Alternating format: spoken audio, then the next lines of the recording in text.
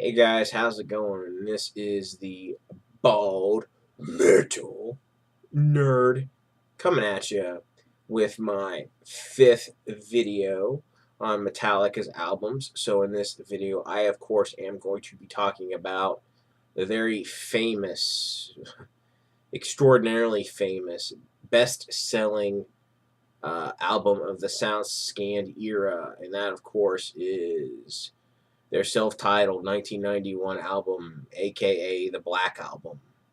Now, what can be said about this album that hasn't already been said? Probably not much of anything at all. But as you're probably aware of, this is the album that shot Metallica into the rock stratosphere and made them household names, even to non-metal fans. This made them as famous as the Rolling Stones, Beatles, Pink Floyd, Led Zeppelin, AC/DC. I could go on and on, but I'm not gonna. This is the album that a lot of people have, even if they have no other Metallica albums or really any other metal albums at all. But if you're a metal fan, there's an extremely high chance you own more than one Metallica album, and specifically this album. Now, this is the first album where they got a ton of radio play, MTV exposure, etc. When they had multiple music videos for this one. Now, they had gotten a little bit of that from And Justice for All, but nowhere even close to the level they got with this album.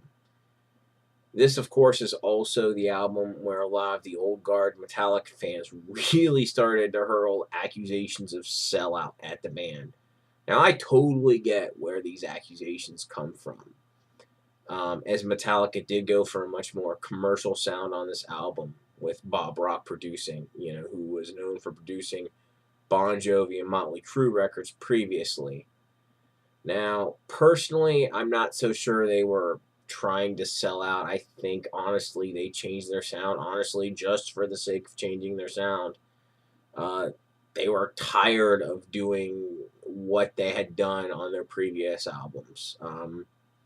So, I think they just did it for the sake of change, not necessarily thinking, oh, we'll sell 20 billion records. I don't think that's why they did it. But anyway, as far as the first time that I heard this album or how I got it, I honestly don't remember. It's pretty hazy for me at this point.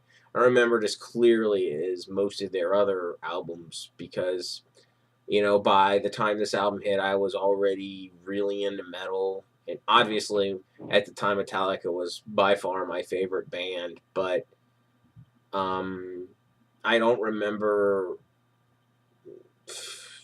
for some odd reason. I just totally space on it. But anyway, I must have bought it shortly after its release on cassette. Now, anyway, that's enough of the pre-song yapping. Let's go ahead and dive into each individual song. First track, Enter Sandman, which if you don't have this album, you've heard it 20 billion times on the on the radio. It's a very catchy anthem song that got, it gets constant radio play when it was released, and it's still played daily on many rock stations more than 20 years after its release. Next song, Sad But True. It's a crushing, slow, heavy song. Also, tons of radio play. Holier Than Thou. It's a good, catchy, mid-paced song with an awesome groove. Following that, you've got the Unforgiven. It's a great, great soulful ballad. Tons of radio play on that one. Following that, Wherever I May Roam. It's a good mid-paced song. It's got a really cool, exotic intro on it. Tons of radio play. Don't Tread on Me. It's a very rousing mid-paced song. After that, you got Through the Never. It's an interesting mid-paced song. Following that, Nothing Else Matters, a unique ballad with some subtle orchestration. Now, what's interesting about the Nothing Else Matters track is James wrote that song, and it wasn't intended for, Metallica public consumption. He wrote that song and wanted to keep it to himself, but, I think Lars heard it or whatever. He's like, holy crap, this song will really break huge. And what do you know? He was right, and they stuck it in Metallica. I think that was the first time that he stuck a song into the band that he didn't really originally want to do for Metallica. I mean, this isn't the first time. This, I think, is the first time, but certainly I don't think would end up being the last. Following that, you got A Wolf and Man. It's a very good, somewhat faster song. After that, you got The God That Failed. It's a great mid-paced heavy song. After that, you got My Friend in Misery. It's a great introspective song. And then after that, The Struggle Within, which is a really good, heavy album closer. Now, this album definitely marks the transition between classic and modern Metallica. The songs tend to be on the shorter side, slower, and not as intense as their old material. And it is a step down from their earlier albums. But that being said, they're still all pretty good songs, and they do still sound like Metallica songs. And James's voice is still excellent on this album. The production is top notch on this thing, and they could tell. You can tell they spent. I think it took them almost like a year to do this album or something. I don't know, but it took them a really long time, and you can tell. If you want to find out more about how they made this album, check out A Year and a Half in the Life of Metallica, and it's basically all about that. Now, is this album a must-have? Chances are, if you're watching this, you already have it. But if some wild chance you don't have it, it is an extremely important metal album in the context of metal. Certainly the best-selling metal album of all time. It's outsold all other great-selling metal albums. It sold more than Number of the Beast. It sold more than any of Black Sabbath's album, more of Judas Priest's album, more of any other single album in metal. It is outsold. It is the best-selling album of the SoundScan era. Somehow it still sells like a few thousand copies a month or something. Even now in 2015, this thing is still selling. Like, people are still buying this even now, which in relatively large numbers, which is crazy to me, but it is occurring. So there you go. And what was interesting about this album is it created tons and tons of, and I hate to use this term, poser Metallica fans. Very commonly in the 90s, when I was a kid, teenager, or whatever, and I was always wearing my Metallica shirts out, people would walk up to me, "Oh, cool, you're a Metallica fan, I like them too." "Oh, really? Cool. What's your favorite album?" "Oh, I like the Black Album by them." "All right, cool. Do you have any other albums by them?" "No, that's the only one." Obviously, at that point, you kind of knew, but it was a real common thing to happen back in those days. It's just funny shit, It's just, but that's just a personal anecdote, and it happened more than once. But that's neither here nor there.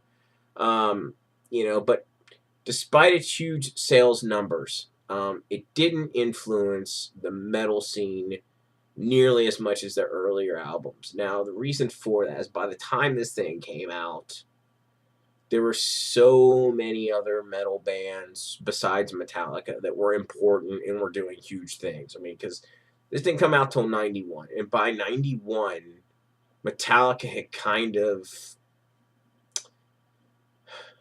had their day, as it were, as far as really influencing the direction of metal. They had done a shitload of influencing with Kill 'Em All, Ride the Lightning, and Master of Puppets. I mean, they really were like on the cutting edge and really kind of blazing a trail. But by 91, there were so many other bands that were doing so many other things that, as far as metal itself goes, this album didn't have as big of an impact as those earlier. That's not to say it didn't have a big impact. It damn well did, because of its more commercial sound, it caused a ton of other bands to go in a more commercial direction too. Like, I'm not saying this album had no impact on metal, just not as much. It still had a pretty big fucking impact, just not as big as their earlier albums.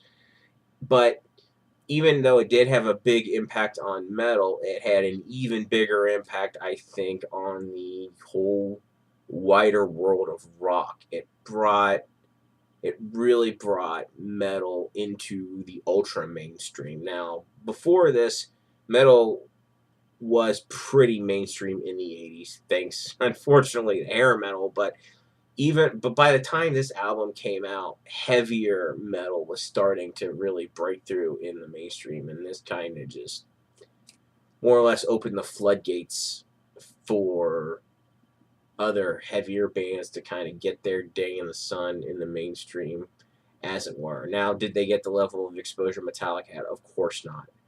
But, it definitely opened a lot of doors for other metal bands. But anyway, that's enough yapping about what it did. If you're a fan of Metallica, I'd say this thing most definitely belongs in your collection. And I personally give it an 80 out of 100. Now, when this album came out, like I mentioned in the intro to this review, it caused an absolute shitstorm of controversy among Metallica fans. And but when the next album came out, it made the ruckus from this album look like a minor disagreement. I am, of course, talking about Load, which we'll be talking about next. So that concludes this whole thing. I hope you guys enjoyed watching. If you did like what you see, please, thumbs up, comment, subscribe, all that fun stuff. Thanks for watching, and I will catch you guys next time.